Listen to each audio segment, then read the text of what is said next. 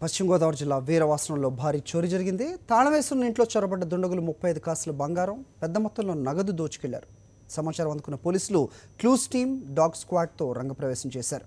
చోరీ జరిగిన ఇంటిని పరిశీలించి ఆధారాలు సేకరించారు. కేసు నమోదు చేసుకుని నిందితుల కోసం గాలిస్తున్నారు.